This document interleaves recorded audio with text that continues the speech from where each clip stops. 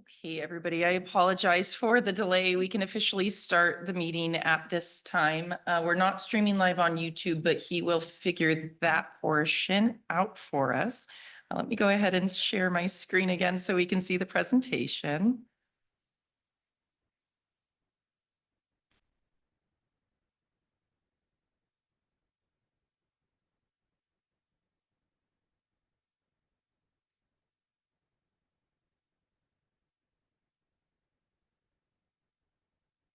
Hey, perfect. So welcome for joining us. I'm Sarah Garceau. I'm the Parks and Recreation Director.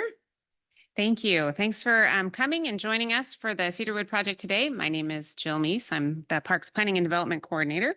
We thought that we would have this meeting in light of the news release that's gone out and present you with an overview of it.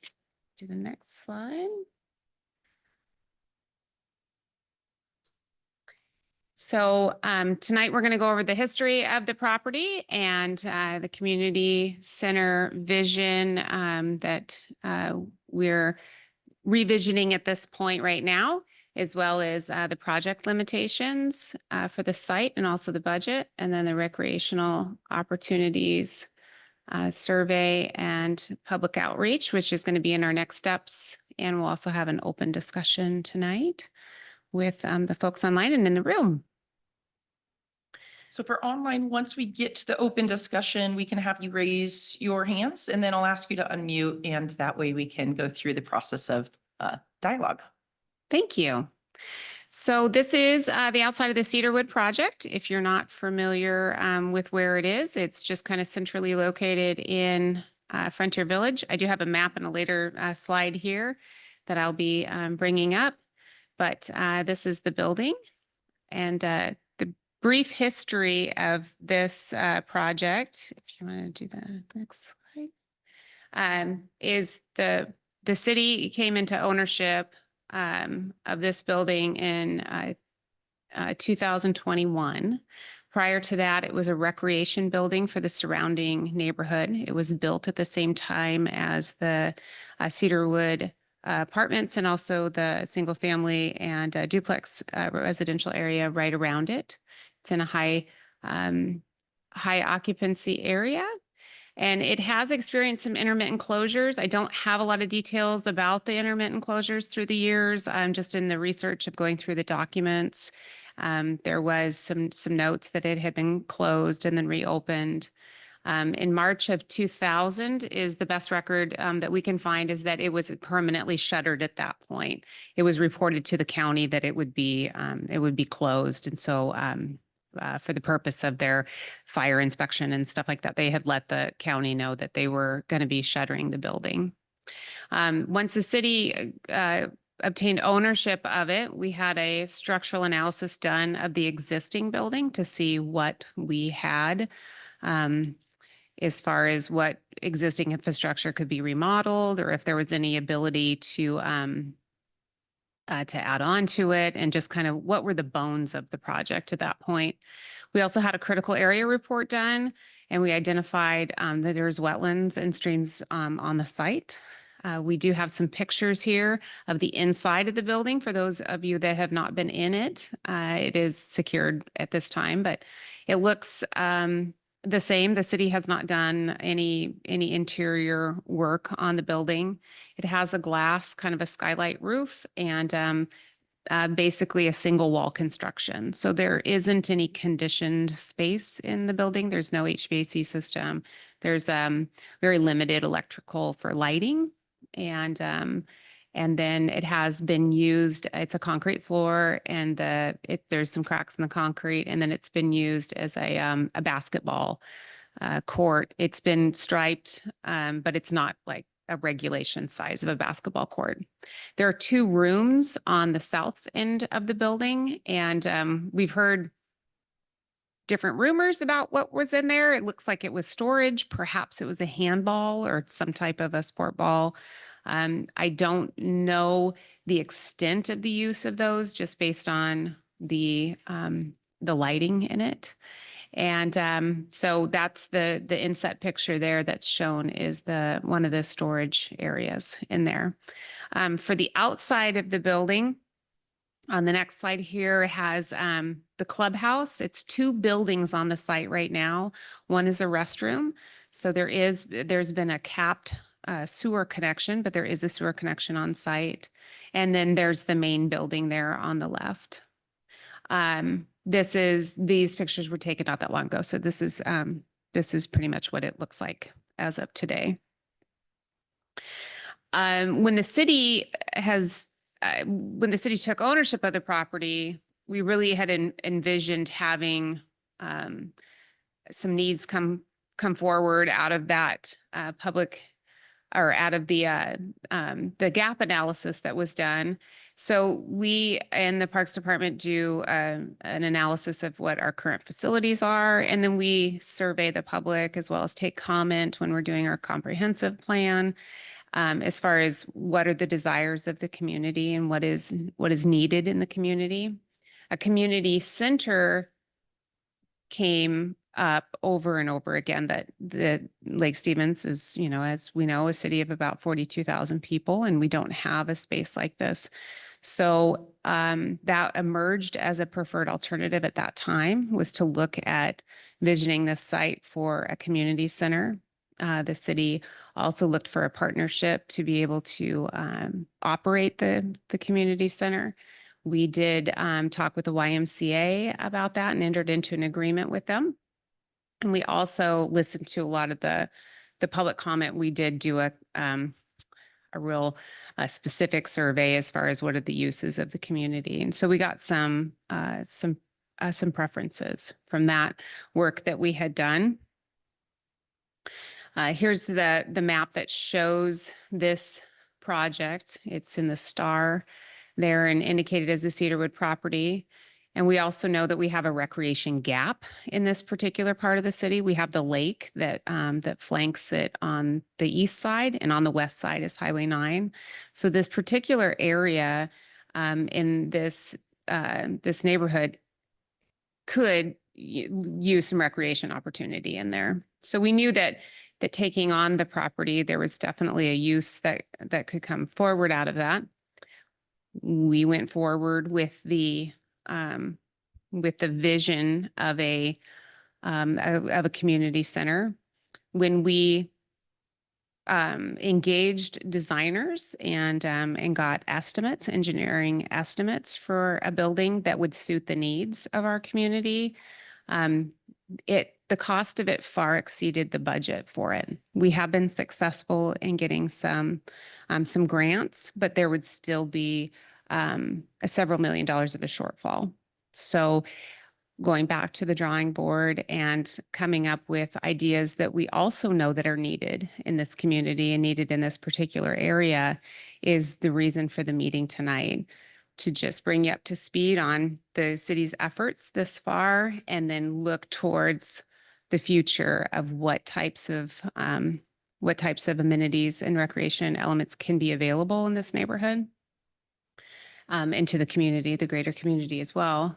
And we do know through our preliminary work of having that critical area study done, and then the structural analysis as well, that we do have some site limitations on the site.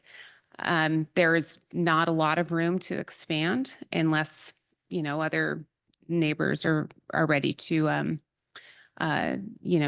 sell, or, there would be an opportunity to expand. At this point, what we have is the footprint that you see.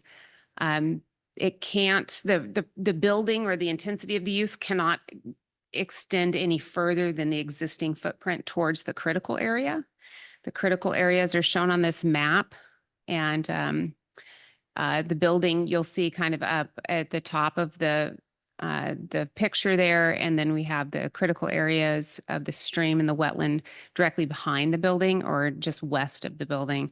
North is up on this particular picture.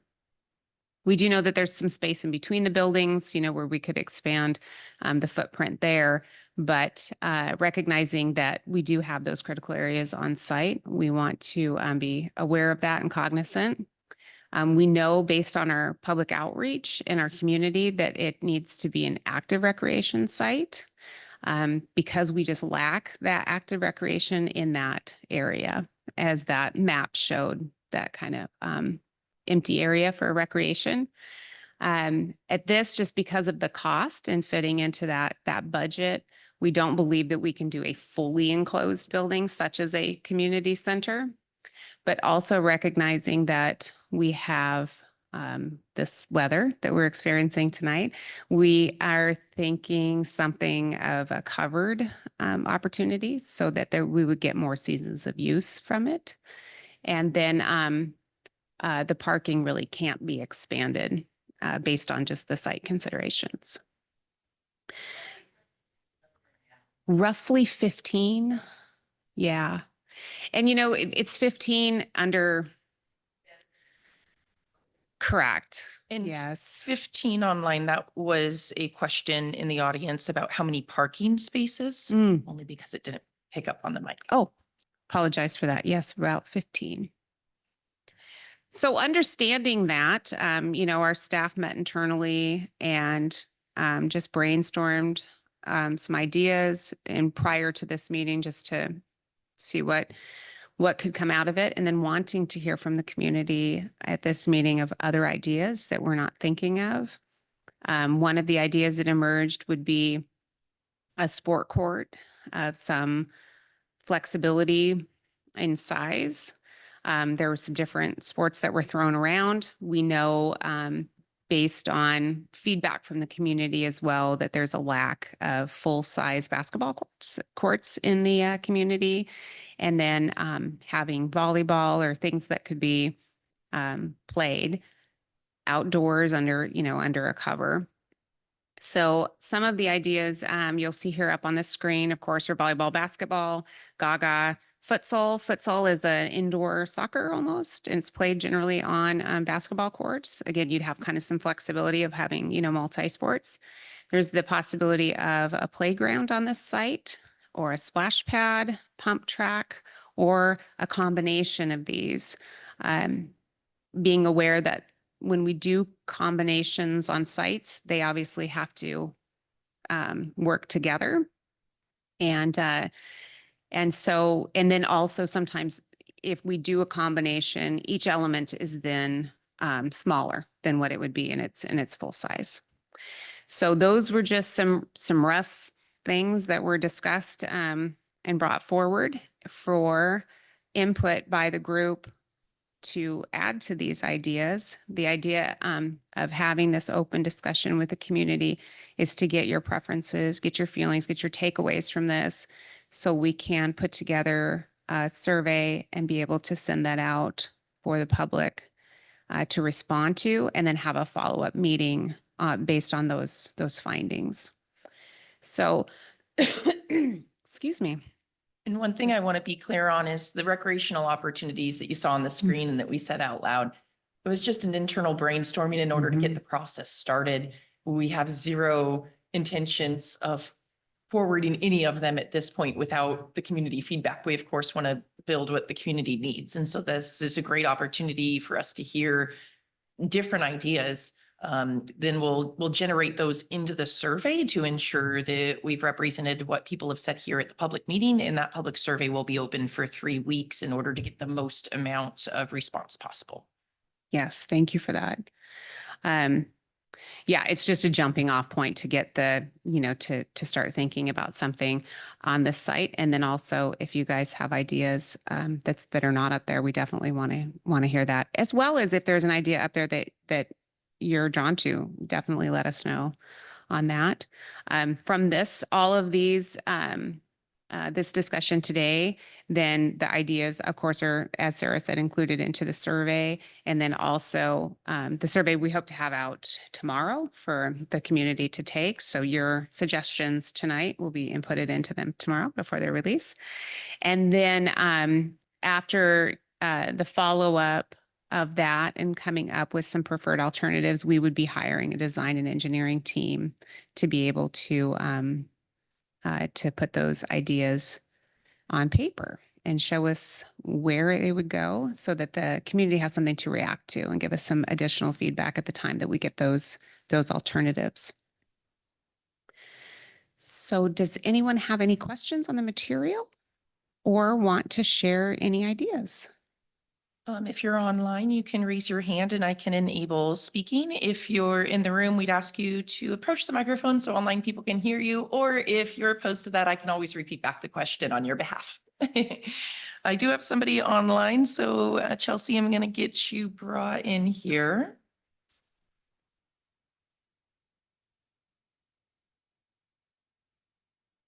All right, Chelsea, and it's just you and you have the mic. Hey, can you hear me? You absolutely can. Hi, yes, so my name is Chelsea Ruiz, and we live right across the street from this little parking lot and the lot there. And we play at it all the time for what it is, just because I have a 5-year-old and a 1-year-old. And I think that the splash pad and park idea would be a really great thing for our little community there, because a lot of people just walk over there and we just try and make fun out of a vacant lot. And I don't feel like parking's necessarily needed for the community we have around there, because in our general area where our neighborhoods are, we just don't have a lot of places for the kids to go and play. And we're all lacking that right now. And so it would be very nice to have a walkable place for our kids to play, especially during the nice weather. Thank you, Chelsea. Yeah. And the Parks Department too is looking at what our current facilities are as far as the walking distance. So that's an important point that you brought up, is we like to have these within a 10-minute walk of residents. So thank you. Anyone else? Anything from anyone in the room? And again, if you're online, you would need to raise your hand. Katie, I know you're using your phone. Let me get you the code as we have Sally Joe here at the thing in case you do want to raise your hand. So go ahead, Sally. That was very cool to hear from someone in the neighborhood. Absolutely. The cool thing about that location is it's not like on 99th, you know, so walking there does seem really doable, like from people on 99th, because then you can, you know, or all the way to Chapel Hill Road, or, you know, I mean, there's kind of back roads that you can get to it. So that's really cool that there is a pretty good, you know, I mean, I don't think there's sidewalks exactly everywhere in there, but there's our sidewalks and it's just not as heavily traveled as like 99th or something. So that's very cool. Because that stream is very important to me, as streams are. Anything that we do, I would want it to be, and it's a type F stream. So I would want it to be friendly to fish. And so if there was a splash pad, which kind of sounds like a cool idea, maybe, because right now there's, you know, there's not the buffer that there would be required if there was a new building built there. So adding more features like native plants and whatever needs to happen between whatever happens, and have it be part of the learning experience for people, you know. Interpretive, that's the word, Yeah. right? Yeah. So yeah, but I just, yeah, I think it would be great to have something there that's a little friendlier than it is now, right? I mean, I'm glad they use it. But wouldn't it be great if it was a little friendlier to use?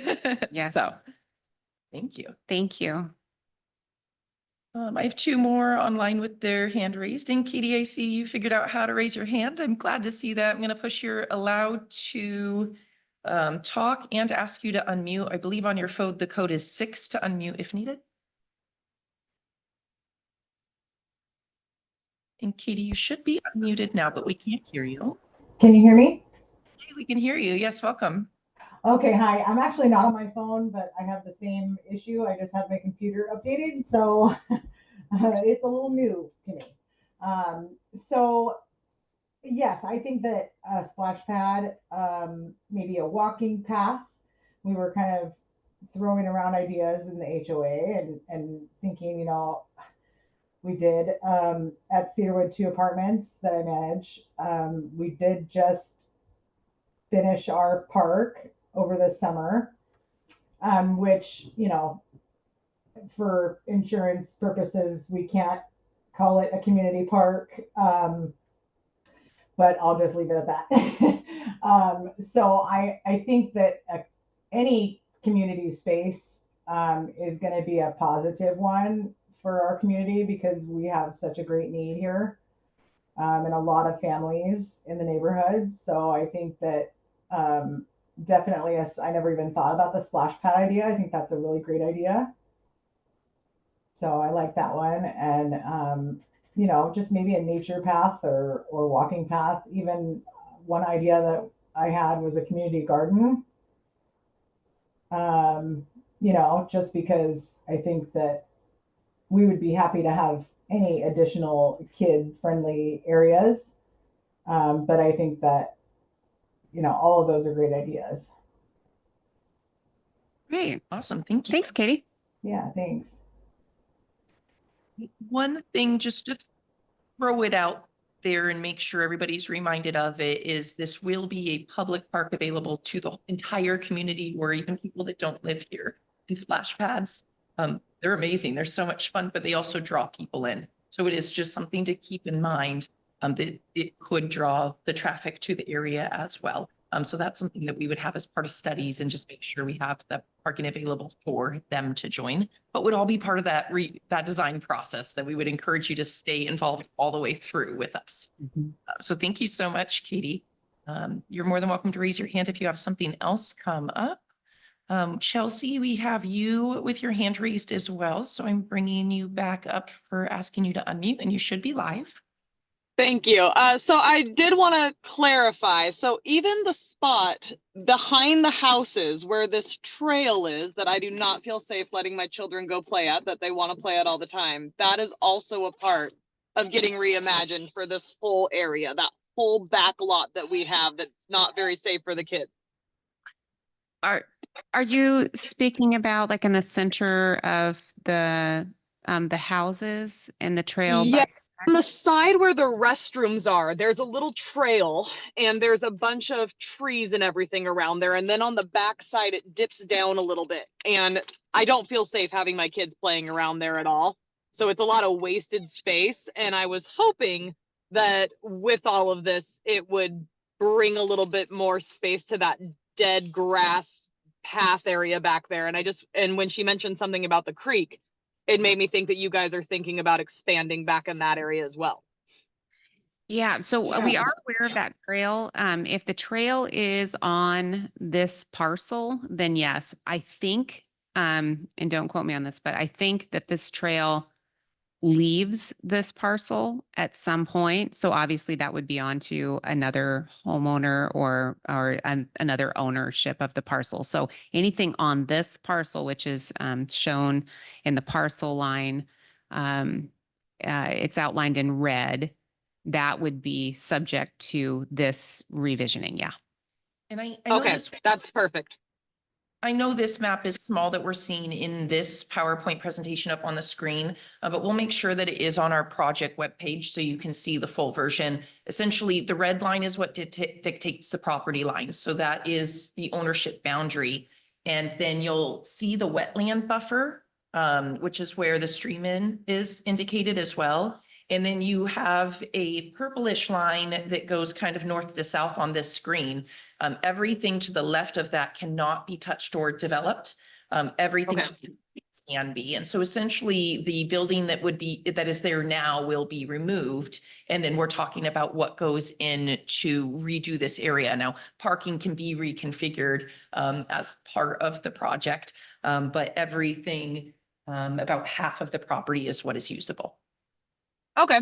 And as someone that lives in this little loop of all of us homeowners, we do have availability to allow other people to come and park. It is very limited, but there are places for that to happen. It would be a lot of like side street parking, but I, as someone there, and I think a lot of the families that we live in this little area, we don't mind because we all have small children and we just want a good place for them all to go. And if more kids are there, that's better. We're happy about that. We want the kids to all be able to play. Thank you. Yeah. All right, anybody in the audience before I go back to another person online? Anything to say? You're welcome. If you come up to the mic, the online users can hear you. Otherwise, I'll just have to repeat everything you're saying. Hi, so I'm Kimberly. I was the one who was trying to get on earlier, but I was There driving. we go. So Okay.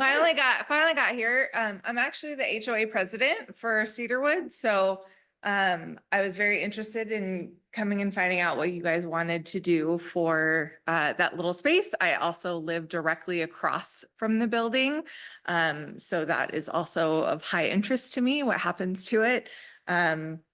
I don't have kids, but I know that there are a lot of kids in the neighborhood, and I know Katie, she was talking earlier about the garden possibility. I really thought that that was a great idea because that's kind of what I was thinking would be great to turn that into. I will share that we do have parking on the street, so, but I guess my biggest concern would be traffic, especially during the summer, if it is turned into a splash pad.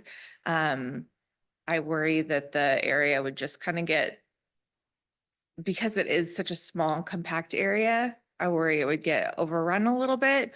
But during the summer, I mean, that's not, a huge deal, because I'm guessing, like, what would happen during the non-usable months, like during the winter time? What would it just sit there as an empty space? That's a great point.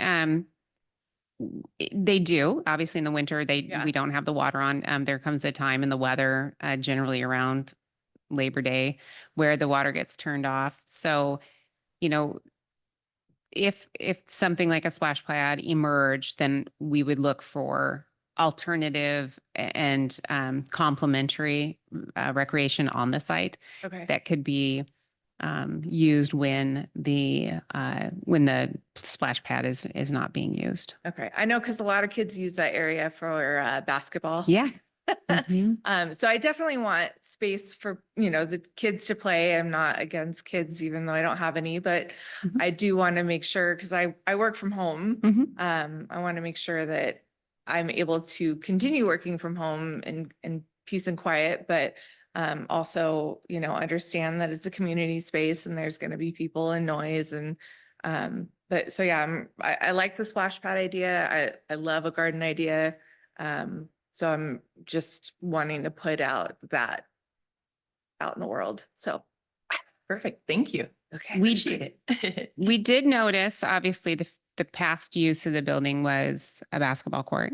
And then we noticed also sometime not that long ago, a basketball hoop was added to the property too. So that is one of the reasons why the basketball court was brought up as just a jumping off point, because That was actually, the basketball court was initially right next to my fence. And so kids were playing in the street, and we decided that the street was not the best place for them to play. So that's why it was moved over there. I will say also, during the 4th of July, there were some kids that shot off fireworks. And I could have sworn that they were going to burn the building down, but luckily that did not happen. So because I did miss a portion of this, is there a timeline frame for this all happening? Because I'm curious, people do use that area. They are there when they shouldn't be at night. They've got graffiti all over the place. sure. I'm sure that there have been, unfortunately, drug users in that area. So like, did you guys talk about the timeline? Did I miss that? We have not discussed the Okay. timeline. Due to the change of the vision of this property, Yeah, we wanted to have public input as soon as possible. got it. And so oftentimes, based on the public input, it shapes, how how long of a planning process we go through. Okay. And so our next steps, one of our next steps is after we do some more survey work is to have kind of preferred alternatives that are coming up. So those are, the ideas that really took off with the public or the public really resonated with. Yeah. And then we go into design and engineering. Okay. So once we have that set up, then we have a much better timeline to roll out to the Yeah. public.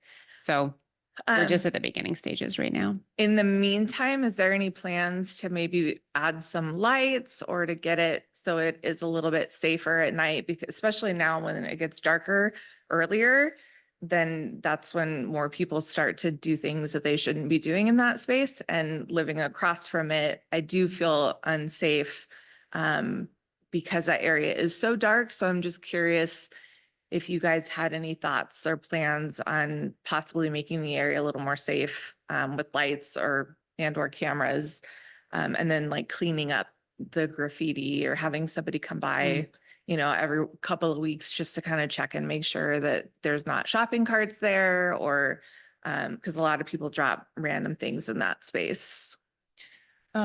I do know that I've talked to the field crew and they were able to get out there and start pushing back some of the vegetation from the Saw that, yes. pathways. I'm not sure what the status is for picking up all of the loose litter, Mhm. but their goal was to first push back and open up the area to ensure site visibility to help reduce some of the activity happening Yep. on site. Okay. Make sure all the trash was picked up and then do once over on the building to paint the whole thing at the same time. Okay. I think that with the tail end of summer and the weather hitting, Yep. that didn't quite happen yet. But I will get it back on the radar to see if we can get it on the next sunny day or have a plan to get that back up to par. Okay. There are no plans for any site developments. Yeah. People are not supposed to be using the area, but we know it's impossible to keep people out. Yeah. Yeah. We don't typically light things up at night, buildings like those, but I can certainly review it with police. Yeah. Talk about, hey, when is this patrolled and look at getting some of that safety stuff acknowledged. So we'll certainly talk to the team and I appreciate your comments. Great. Thank you. Absolutely. Yes. Thanks, Kim. Anybody else in the room before I go back to Katie online? Yeah, sure. All right, Katie, you should be on to talk as soon as you unmute. Hi there. Can you hear me? I can hear you. Yeah. Okay. So I had just forgotten to mention this before. This is one of the biggest concerns that I think a lot of the community members will have is that no matter what the space is used for, understanding that it will be a community space and there will be more traffic in the neighborhood, it kind of brings the concern to the tiny little HOA that we have that is 100% funded by HOA dues, and a large portion of that is the low income apartments that are within that neighborhood. So that kind of, it changes things a little bit, and because the road is our main priority with those HOA funds, and being such a small HOA, we can't afford to fix the road with public space, sharing it with a public space. And so that would be a concern, would the city be willing to, either all or in part take responsibility of, street cleanup and maintenance, road maintenance. And most importantly, with my window being the view of this building and the street corner right there, I see so many times kids nearly getting hit. I feel like it's only a matter of time before that happens, that somebody's going to be hit, because that's a blind corner and people come flying around that corner. So maybe I'm hoping for a sidewalk on both sides and possibly a crosswalk. And yeah, just the importance of the street remaining safe for drivers and pedestrians. Thank you, Katie. As part of any development that takes place on the property, the city installs frontage improvements. So that would be the sidewalk in front that borders this parcel. As far as the remaining, the neighborhood, you are correct. You have private roads in there. So that would be a discussion with Public Works on whether or not they would take a dedication of the roadway. But depending on the outcomes of this, that is definitely something I've made note of it here that we can circle back on. Okay. What I'll do is, the current survey doesn't have any questions in regards to traffic concerns, parking concerns, road concerns, crosswalks for kids, stuff like that. So I'll add a section before that survey goes live as well. So we back there. I appreciate your thoughts. Thank you. Oh, am I still on there? Yes. Okay, I just wanted to add that although putting lights in always sounds like a great, safe idea, I will tell you, as someone with baseball lights in essentially my backyard and my park, it actually can I guess induce or increase the flow of traffic, and it kind of lures people to go there when it's dark. More than if it was not well lit, so there's that. So yeah, I think patrolling would be our best bet until it's up and running. Thank you, Katie. Thanks. All right. Anybody else in the room? I have all of the hands lowered online. Any last thoughts or comments? Just a reminder, this entire recording is going to be available on YouTube, so you can share it with people that you know. It can fully be watched back. And then when we release the survey tomorrow, we're planning to have it open for about 3 weeks.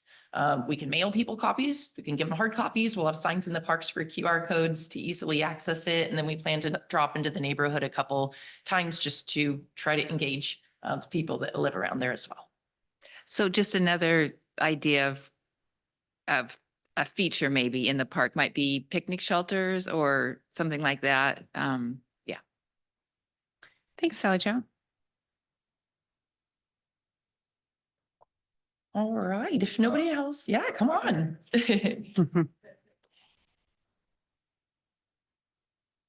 So my name is Dwayne. I've been in Washington for about 3 years now, and coming from the East Coast all the way to the West Coast is a pretty dramatic change. And, so what I've seen since I've been here is that the winter months is when I think the kids really need some indoors to actually do.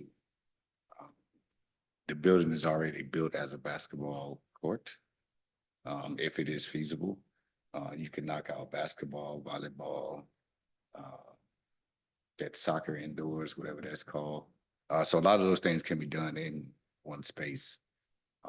And especially like days like today, where it rained all day, those kids can actually get inside and actually be active and actually do something. So thank you. Agree. Thank you so much. All right, with no other comments, we'll stop the recording and close the meeting. And if you left your email address in the room on the back wall, we'll email you a link once that survey is released. If anybody online wants a direct link to the email once it's ready, you could either leave it in the Q&A here in this session, or you can email us at parks, PARKS, at lakestevenswa.gov. But we will place it on our Facebook page, on our news release, on our website, and then we'll put signs down at the property itself to make sure it's accessible. Thank you everyone for coming. And it is, if you do give the email, it's easy enough for me to grab all those emails and send you out the notifications for these meetings. So it's always helpful if you want to make sure that you're in the know and it doesn't miss you on Facebook or on any of the other channels. Thanks, everyone. All right, thank you.